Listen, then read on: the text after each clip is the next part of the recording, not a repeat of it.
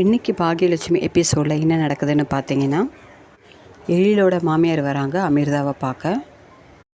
அப்போ எழிலோட பாட்டி ரொம்ப கோவமாக இருக்கிற மாதிரி காமிக்கிறாங்க.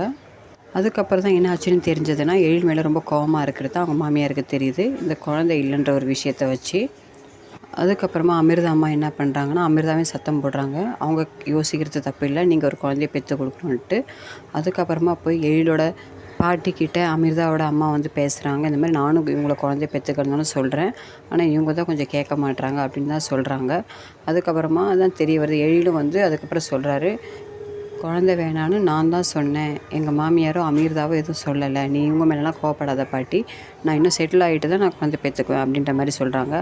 அதுக்கு அவங்க எழிலோட பாட்டி என்ன சொல்கிறாங்கன்னா, இப்படியெல்லாம் சொல்கிறவங்கள நிறைய பேரை நான் பார்த்துருக்கேன், லாஸ்ட்டில் அதுக்கப்புறமா பிள்ளையே இல்லாமல் நிற்கிறவங்க தான் நிறைய பேர் இருக்குது, அதனால் அதாவது டைமோட பண்ணிக்கோங்க, பெரியவங்க சொல்ல நீங்கள் கேட்டு தான் ஆகணும்னு சொல்கிறாங்க. அதுக்கு எழில் ஒன்றும் சொல்ல மாட்டுறாரு, ஆனால் கொஞ்சம் கோவப்பட்டு போயிடுற மாதிரி தான் எழிலோட பாட்டி இதுவும் சொல்கிறாங்க, இந்த வீட்டில் எனக்கு வாந்தி எடுக்கிற சத்தம் கேட்கணும் அப்படின்னு சொல்கிறாங்க. அதுக்கப்புறமா ஒரு சைடு பார்த்தீங்கன்னா, கோபியோட ஒய்ஃப் ராதிகா தான் வாந்தி எடுக்கிற மாதிரி காமிக்கிறாங்க.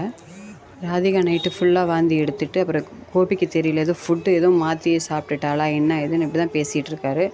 ஆனால் ராதிகாவுக்கு கொஞ்சம் பயம் வருது மனசுக்குள்ளே, நம்ம எதோ ப்ரெக்னெண்ட்டாக இருக்கோமோ அப்படின்ற மாதிரி. கோபிகிட்ட சொல்கிறாங்க, என்னை மெடிக்கல் ஷாப் கூப்பிட்டு போங்க அப்படின்ட்டு. சரின்ட்டு இவங்க 2 பேரும் மெடிக்கல் கிளம்புறாங்க மறுநாள் காலையில். அப்போ கீழே எல்லாருமே வெயிட் பண்ணி வீட்டில் இருக்கிறவங்க எல்லாருமே கேட்குறாங்க, எங்கே போகிறீங்க இவ்வளோ காலையில் அப்படின்னு. கோபி சொல்கிறாரு, நைட்டு ஃபுல்லாக ராதிகா வாந்தி எடுத்துட்டாமா அவங்க அம்மாட்ட சொல்கிறாரு, அதெல்லாம் நான் மெடிக்கல் போகிறேன் அப்படின்றாங்க. உடனே கோபியோட அம்மா சொல்கிறாங்க, இவ தான் வாந்தி எடுத்தாலும், நான் பக்கத்து வீட்டில் யாரோ வாந்தி எடுத்தாங்கன்னு நினச்சிட்ருக்கேன், நைட்டு ஃபுல்லாக இவ தான் வாந்தி எடுத்துகிட்டு இருந்தாலோ அப்படின்னு சொல்கிறாங்க.